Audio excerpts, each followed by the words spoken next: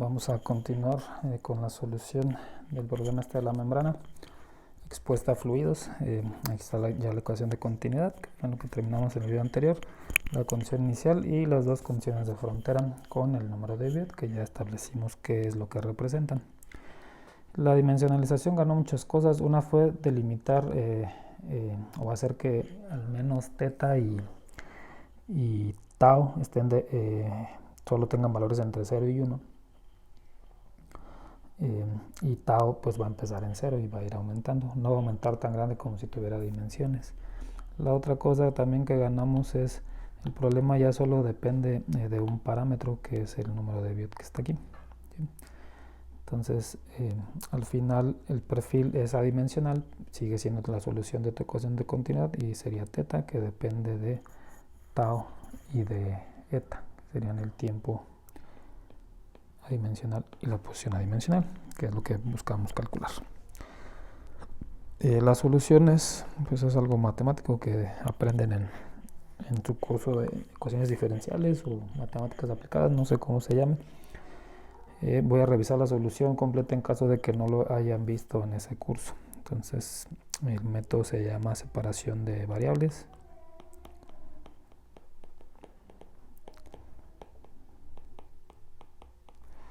Y hay un postulado en ese método que es lo siguiente: ese perfil o esa función que quieres calcular y que es solución de todo lo que está aquí escrito y que depende de dos variables independientes, lo puedes separar como el producto de dos funciones. Una función que solo depende de eta y otra función g que solo depende de tau. Entonces pues se llama separación de variables. En esencia esto es lo que persigues, sigo respetando que dependo de eta y de tau, pero lo voy a hacer en funciones separadas. Es el postulado, habrá que verificar que se puede lograr, pero esa es la premisa: separar las variables, la dependencia de las variables, en dos funciones llamadas aquí f y g, y el producto de esas funciones, de acuerdo al postulado, es la solución que buscas. ¿Sí? Bueno, entonces ese es el postulado.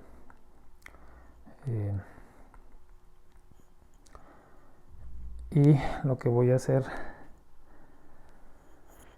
es sustituir ese postulado pues en mi ecuación de continuidad primero. Entonces lo voy a sustituir aquí y acá. Lo voy a escribir por acá abajo. Entonces sería d, que depende de f y de g, de tau, fg y posición al cuadrado. Bueno, pero entonces esta es la sustitución, es muy sencillo, las funciones todavía son desconocidas. De la primera derivada que está a la izquierda del signo igual, es una derivada con respecto al tiempo, es decir que solo perturba esta función g. Para la primera derivada la función f es una constante, es decir, esta función la podemos retirar de la derivada porque ya depende de eta, no de tau. Y algo similar podemos hacer del lado derecho. La derivada del lado derecho es con respecto a eta, solo esta función es sensible a eso, g es una constante para esa derivada, entonces podemos retirar esta, ¿verdad? Entonces acá nos quedaría así.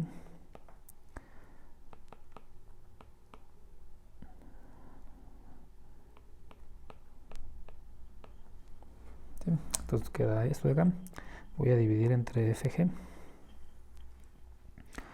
y nos vamos a llegar a esto.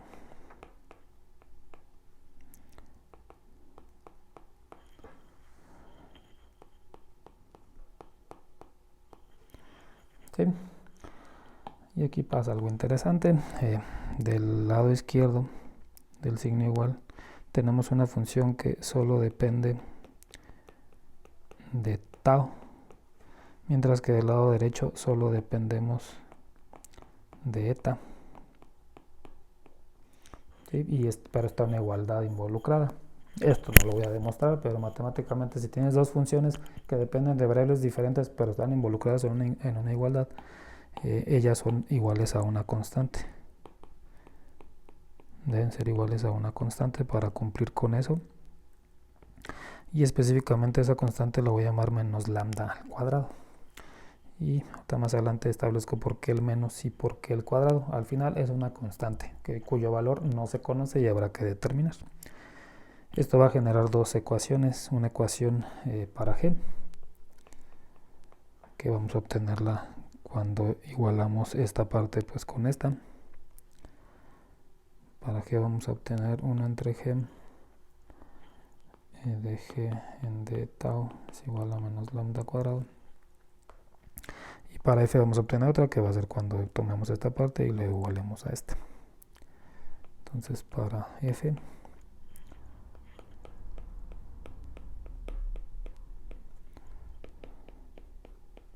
menos lambda al cuadrado. Bueno, la ecuación de las dos ecuaciones, pues las dos las podemos integrar. La solución para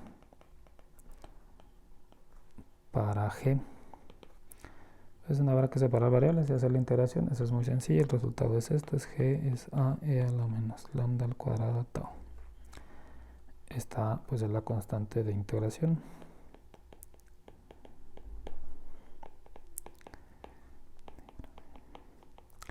Y aquí vamos a establecer por qué el signo menos. De acuerdo a lo que ya sabemos es si el tiempo tiende a infinito, que será lo mismo aquí en tau, si tau tiende a infinito, debes alcanzar la solución en estado estacionario. La solución en estado estacionario no depende del tiempo, es decir, no puede haber dependencias del tiempo de tau.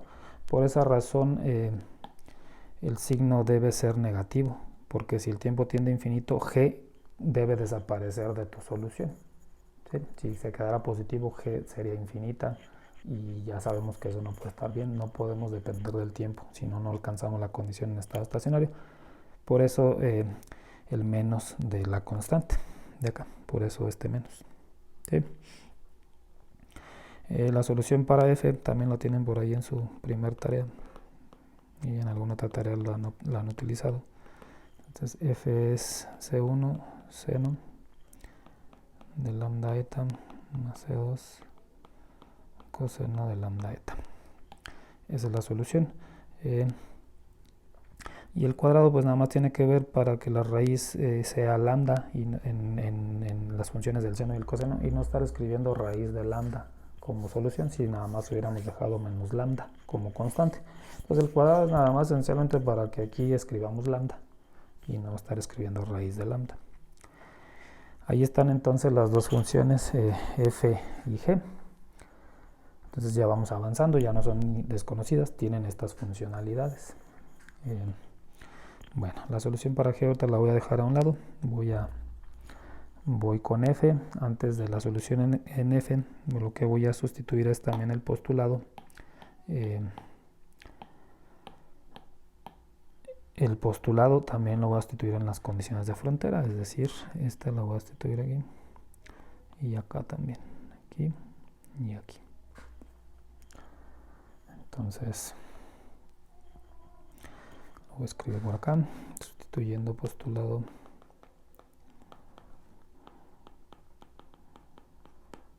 en condiciones de frontera.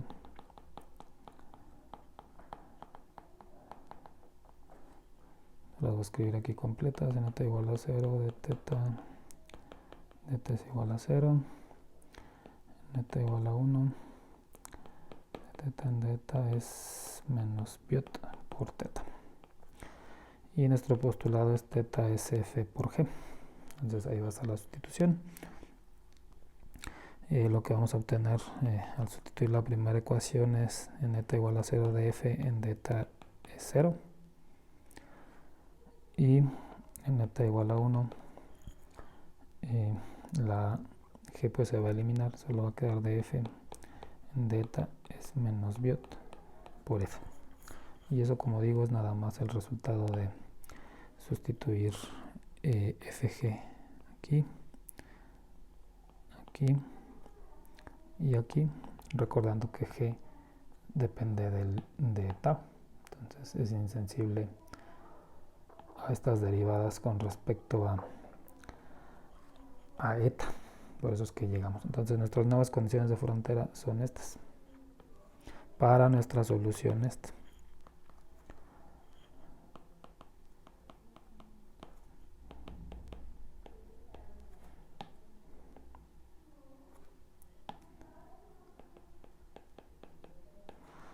entonces ahí están. Y vamos entonces a sustituir. Voy a sustituir la primera de neta igual a 0. La derivada debe ser 0. Entonces necesitamos la derivada. Entonces lo voy a escribir aquí abajo. La derivada de f con respecto de eta pues sería C1 lambda coseno de lambda eta menos C2 lambda seno de lambda eta. Esa es la derivada de nuestra función. Y la condición dice que si sustituimos eta igual a 0, ella es 0. Entonces la voy a sustituir. Este es 0. Siempre que eta es 0. Entonces aquí quedaría lambda por 0 menos C2 lambda seno de lambda por 0. Bueno, ahí está la sustitución. Seno de 0 pues es 0. Eso va a cancelar esta parte. Y el coseno de 0 es 1. ¿Qué implica eso? Entonces pues que C1 es 0. ¿Sí? Entonces ya sustituyendo acá en la función quitaríamos esta parte porque C1 es 0 y f entonces es C2 coseno de lambda eta. ¿Sí? Entonces hasta aquí vamos. Voy a aplicar entonces ahora la segunda condición, que es esta que está acá. Lo voy a reescribir acá. Vamos en que f es C2 coseno de lambda eta. Y nuestra condición es en eta igual a 1 de f de eta es menos biot por f. ¿Sí? La derivada la voy a escribir acá de este lado. De f de eta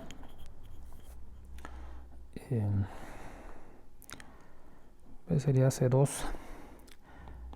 lambda seno menos, quiero ver si no me equivoqué acá en la derivada, no, menos C2, entonces sería menos C2 lambda seno de lambda eta. Esa sería la derivada de esta función. Y entonces lo voy a sustituir, así ya puedo sustituir todo, que es todo. Esta f pues va directamente aquí y esta derivada acá. ¿Sí? Y tienen que estar evaluados en eta igual a 1. Entonces de la derivada quedaría menos C2 lambda seno de lambda, pero eta es 1, es igual a menos biot por f, pero f es C2 coseno de lambda por 1. Esa sería entonces la evaluación.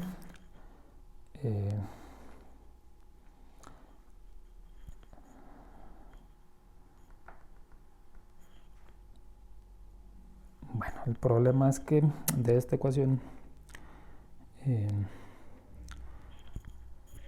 pues se elimina C2. C2 aparece aquí de los dos lados, entonces se debe eliminar. Entonces esta ecuación no permite determinar C2. Lo que se obtiene es una ecuación que permite determinar lambda, que era desconocida, era una constante arbitraria, pero a partir de esta ecuación ya se va a establecer su valor. Y la voy a escribir así, seno de lambda entre coseno de lambda es igual a biot sobre lambda. Seno entre coseno pues es tangente de lambda, biot sobre lambda. De aquí se calcula el valor de lambda.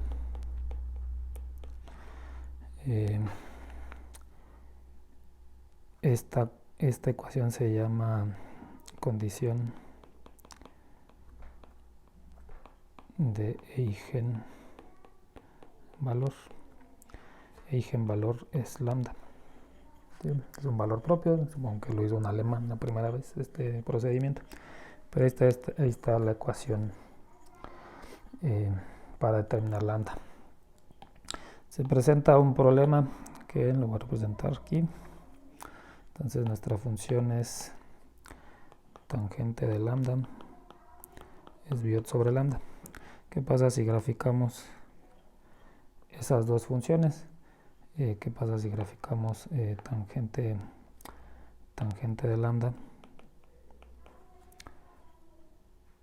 y también graficamos la otra función biot sobre lambda? De acuerdo a nuestra condición, pues es donde se crucen, donde ya sean iguales, ahí está una de las raíces.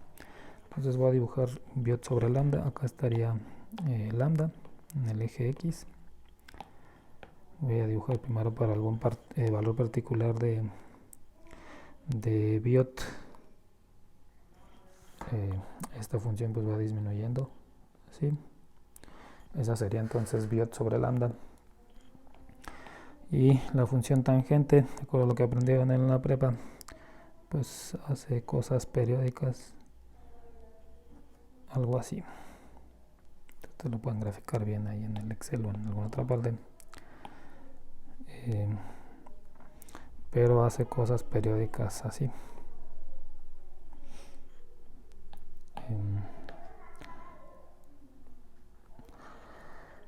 El problema pues ya es evidente. No solo tienes una raíz que cumple con el cruce. Entonces aquí estaría una lambda 1, pero también acá hay otra lambda que cumple con tu ecuación. Y eso le vamos a llamar lambda 2, lambda 3 y así sucesivamente. Y entonces el problema es que no tienes un valor nada más de lambda o de eigenvalor. Tienes un número infinito de raíces. Y la situación es, todas esas raíces tienen que formar parte de la solución. ¿Sí? ¿Qué implica eso? Que tus funciones, las voy a escribir aquí otra vez, las funciones donde íbamos eran g, que era a e a la menos lambda cuadrada tau, y f, que hasta el momento íbamos en c2 coseno de lambda eta, hasta ahí íbamos.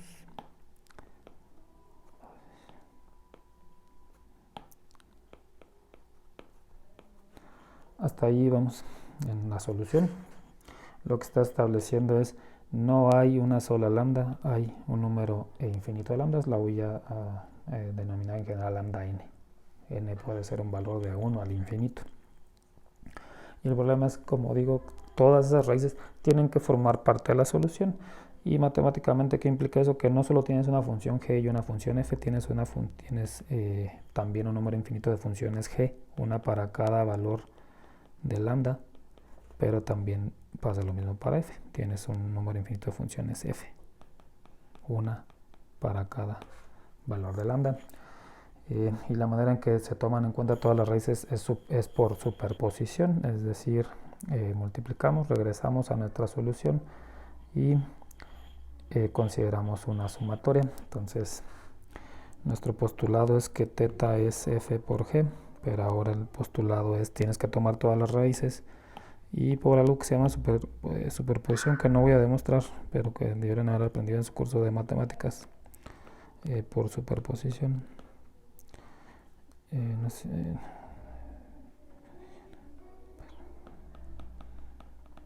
θ es una sumatoria para incluir todas las raíces de fn por gn. ¿Sí? Entonces, y esta n va del 1 al infinito. ¿Sí? No tienen número infinito de valores. Es el principio de superposición. De tal manera que si aquí sustituimos f y g, pues vamos a obtener una constante que voy a llamar an. An es el producto de a por c2. ¿Sí? Esta que está aquí y c2. Y las funciones, eso no va a cambiar, coseno de lambda n eta e a la menos lambda cuadrada tau t. ¿Sí?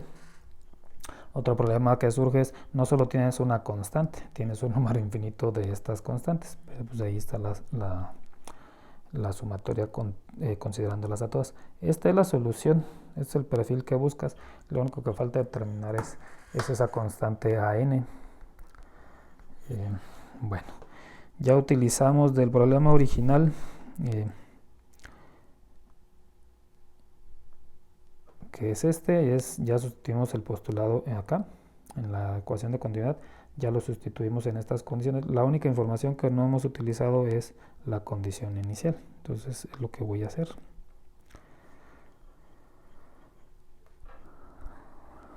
Entonces vamos aquí y lo voy a escribir aquí, lo voy a hacer en la siguiente página, es sustituyendo condición inicial, que es en tau igual a 0, θ es igual a 1. Entonces lo voy a sustituir tau acá y teta pues por acá. Perdón, este es 1, no es 0.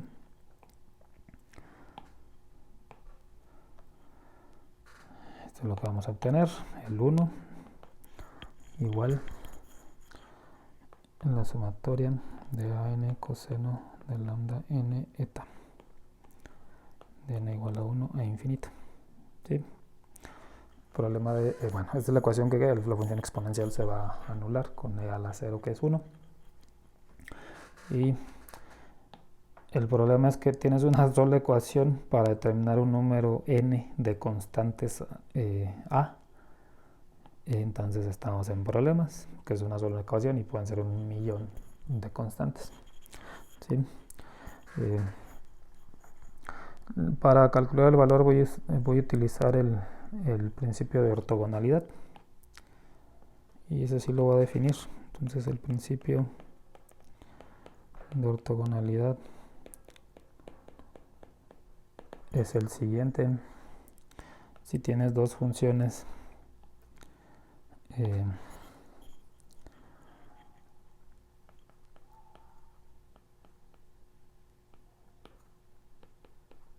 por ejemplo la función coseno y la integramos de 0 a 1, la multiplicamos dos funciones coseno, que es la misma que tenemos en nuestro problema, pero la voy a tomar para dos valores diferentes de raíz. Una va a ser, la voy a llamar lambda n y otra lambda m.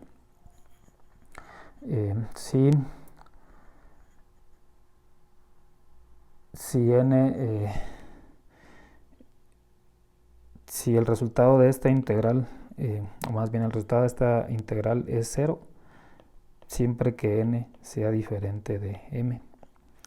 Se dice que las funciones son ortogonales. La función coseno es ortogonal, en el sentido de que el producto de la misma función con diferentes argumentos, el resultado siempre es 0. Pues no importa los valores de lambda n o lambda m, no importa, siempre es 0 el resultado. Y eso ahorita lo vemos podemos hacer la integración en Wolfram alfa y efectivamente establecer que eso sí es cierto. Ahorita lo vamos a aceptar como acto de fe. Y la otra integral es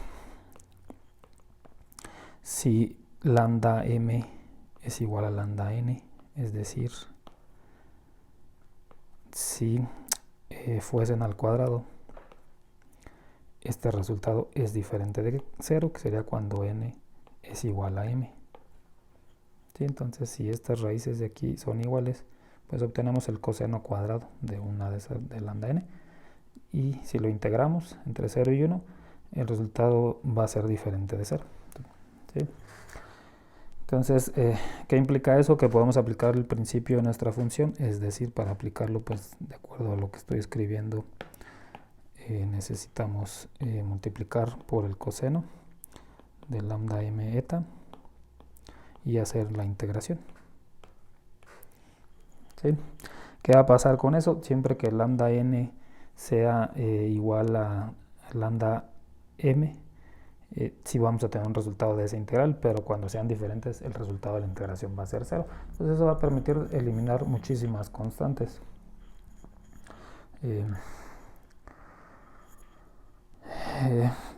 Bueno, entonces lo que voy a hacer es nada más para ejemplificar qué está pasando. Voy a considerar dos raíces. Entonces voy a considerar que tengo dos raíces para lambda 1 y lambda 2. ¿Sí? Entonces tengo nada más esas dos raíces.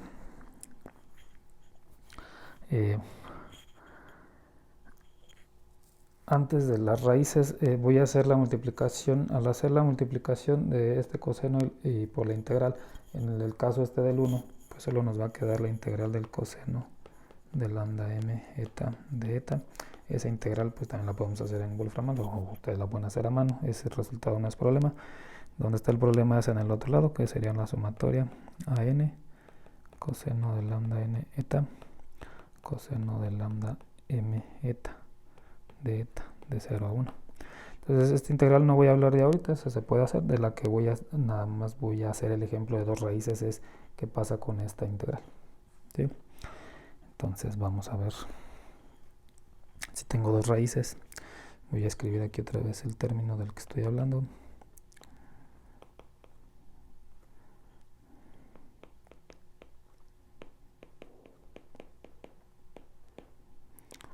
Y estamos integrando, ¿sí? Y sería nada más de n igual a 1 a 2. Vamos a tener dos raíces. Entonces si desarrollamos esta ecuación, lo que vamos a obtener es lo siguiente. Vamos a tener cuatro raíces. Una que voy a llamar a 1, 1, nada más para ejemplificar. Esa sería cuando es coseno de lambda 1 eta, coseno de lambda 1 eta. Entonces serían utilizando la misma raíz, lambda 1. Integramos más una integral que va a ser 1, 2, que sería coseno de lambda 1 eta por coseno de lambda 2 eta de eta.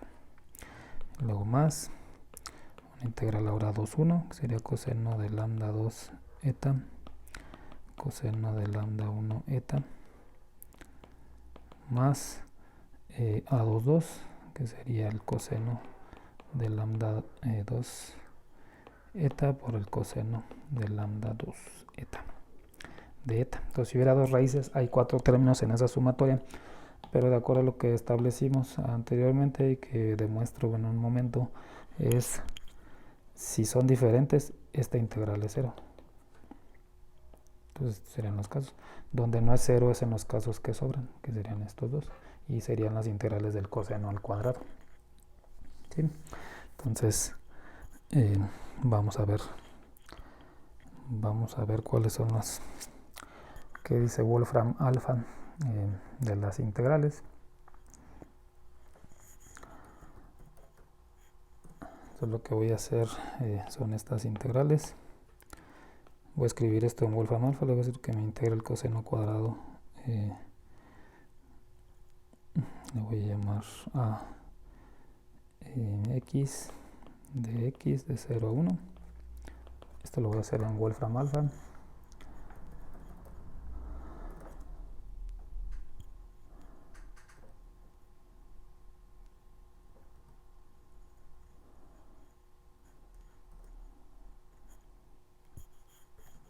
Sí, no estoy hablando, es porque estoy escribiendo.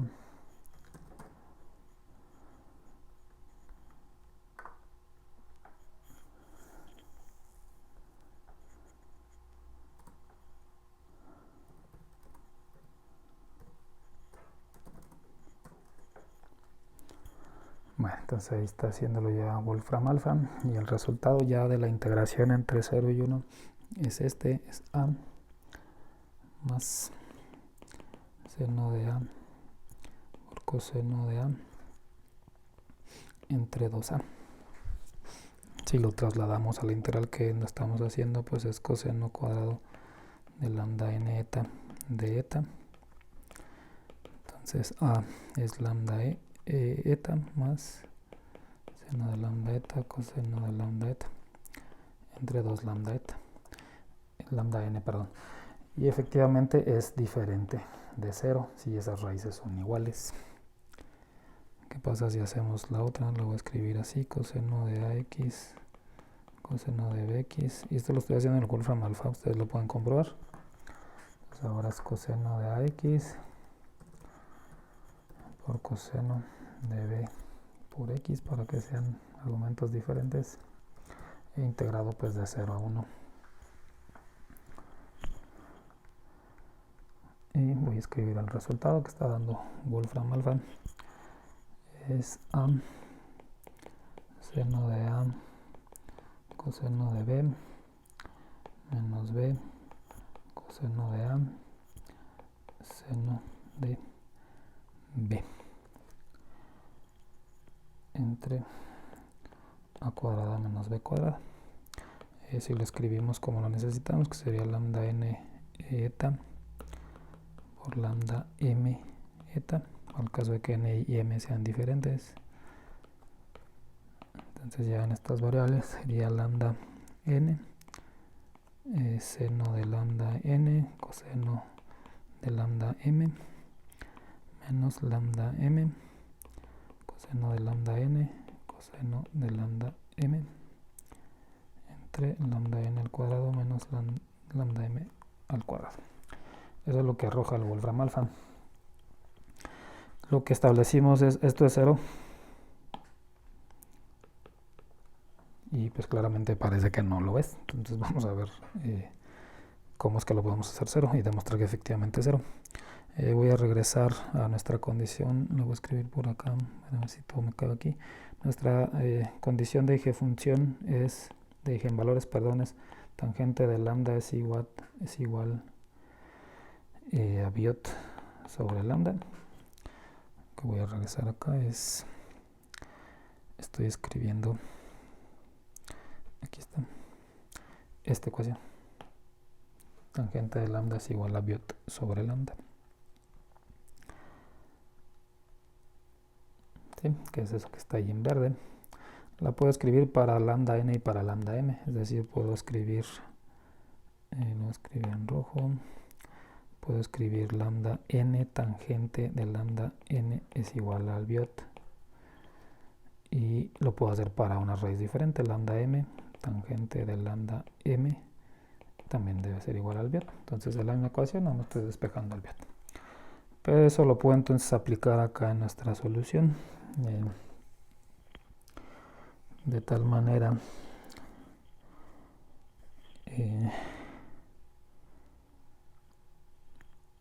que es lo que obtenemos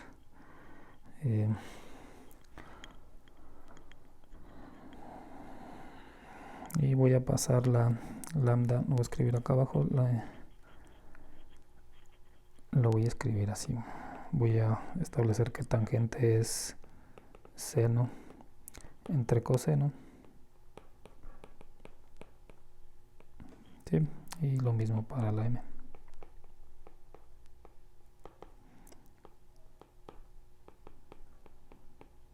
Lo único que hago pues es la función tangente la escribo como seno entre coseno y obtengo esas ecuaciones que están ahí. ¿Qué pasa si lo sustituimos aquí en esta integral? Entonces lo que dice es lambda n seno de lambda n, que lo tenemos aquí, pues es igual a esto. Entonces aquí puedo escribir que esto es biot coseno de lambda n, ¿sí? Y esta lambda m seno de lambda n la tenemos por acá, lambda m coseno de lambda n, y esto de acuerdo a lo que está aquí es biot por el coseno de lambda m, ¿sí? ¿Qué es lo que va a pasar? Lo voy a escribir aquí abajo, no quiero borrar de aquí para que lo sigan viendo. Entonces sigue siendo la integral, va a ser igual, de acuerdo a lo que establecí ahora es biot coseno de lambda n, este no le dice nada, este lo agregamos aquí, menos, ahora eliminamos aquello que era biot coseno de lambda m coseno de lambda n, que es este, entre lambda n al cuadrado menos lambda m al cuadrado. ¿Qué es lo que obtenemos al hacer esto? El denominador es irrelevante, pero estas partes son iguales. Este término que está aquí y este pues son el mismo, y pues la resta va a dar 0. Entonces efectivamente esto es igual a 0, o esta integral, pues si n es diferente de m, esa integral es 0, ¿sí? Eso se demuestra pues que esta es 0, por eso se cancelan y solo quedan estas integrales, y el resultado pues es este que está aquí, ¿sí? Bueno, entonces eso ya simplifica. Entonces voy a regresar a donde íbamos, que es esta parte. Entonces ya establecimos que esto solo va a tener sentido cuando n es m, digo no sentido, va a ser diferente de 0, entonces voy a reescribir esto. Entonces para n igual a m, el lado izquierdo pues no ha cambiado, la m la voy a escribir como n, y del lado derecho, aplicando ortogonalidad,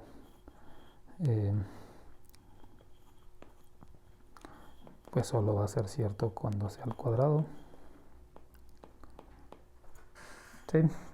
Y entonces pues la integral de la izquierda es muy sencilla, la de la derecha ya tienen ahí el resultado, y podemos entonces despejar a n, y esa ecuación nos va a dar todas esas constantes. Entonces pues eso ya me lo voy a brincar, solo voy a escribir el resultado de aquí. Si despejamos para n vamos a obtener esto, y eso pues también lo dejo para que lo hagan ustedes.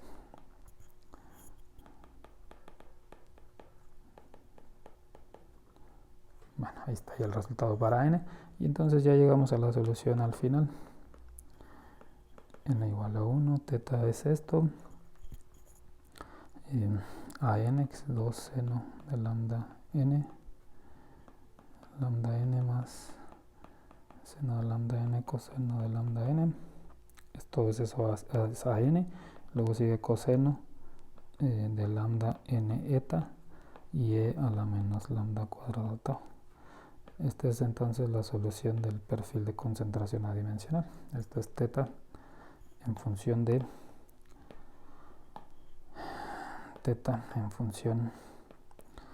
de tau y de eta, de tiempo y de posición. Ese es el resultado. En el siguiente video pues vemos algún caso especial y cómo calcular el flux y algunas otras cosas generales que también es importante que conozcan.